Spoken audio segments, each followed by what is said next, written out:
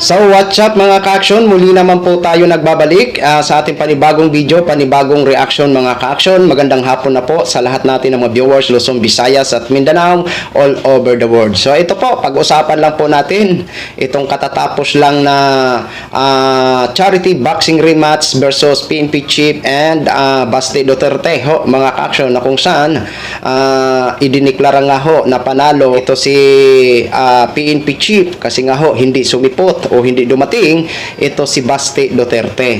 Kumbaga nga ang mga DDS. So pero kahit hindi man natuloy ang kanilang suntukan, at least masaya ho tayo, no? Dahil malaki po ang nalikom na sa entrance pa lang, malaki ho ang nalikom na pera na kung saan itutulong ho ito sa mga nasalanta ng kalamidad tulad ng nagdaang bagyo na si Krising at sa binaha dala ng habagat at low pressure area. Hindi pa natin alam kung magmamatch pa ulit sila, no? Antabayanan lang ho natin. So ito po, masasabi ko talaga na parang mga professional boxer lang ito si PNP Chief General Torre, kasi pag-akyat niya sa taas ng ring ay talagang inabangan ng marami nating mga kababayan na nandun sa Rizal Memorial Coliseum ho, mga ka-action. Halos hindi ho siya makita pagpasok niya sa ring. Aba, parang ano lang parang talagang sikat na sikat talaga si PNP Chief General Torre pagdating sa kanyang mga taga-suporta. Parang sabik na makita ang mga jab sa taas ng ring. Kaso nga lang, hindi natin nakita kasi walang Baste na dumating. Diba? Ito po, panoorin po muna natin itong eksena ho, mga ka-action, mga kakamping.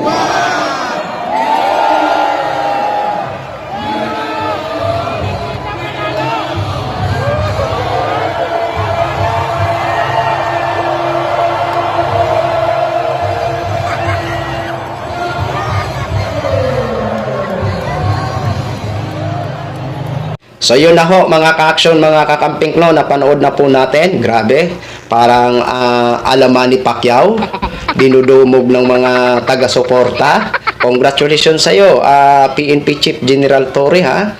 Thank you po. Itong sinasabi natin, may isang salita, 'di ba? Pinanindigan talaga ni PNP Chief ang kanyang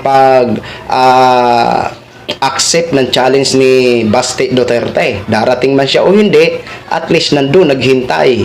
Ito si PNP Chief General Torre. 'Di ba?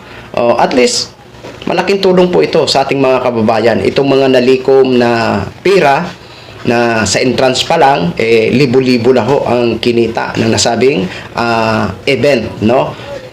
Na hindi man natuloy, at least may katuturan ang event na to, ang araw na to, 'di ba? Kasi malaking tulong ho 'yan sa ating mga kababayan, no? So abangan ho natin kung may mga susunod pa ba, kung ano ba ang ano naman ito ni Baste, kasi nga sa ngayon marami na ho siyang dahilan. Marami na siyang palusot. Oo, 'di ba? Kaya ang mga DDS nga. 'Di ba? Yun lang ho mga ka-action, mga kakamping no, gin-share ko lang ho sa inyo. Maraming salamat po sa ating mga viewers Luzon, Visayas at Mindanao all over the world. Ako po ang inyong lingkod, si The Action Man. Have a good day, everyone.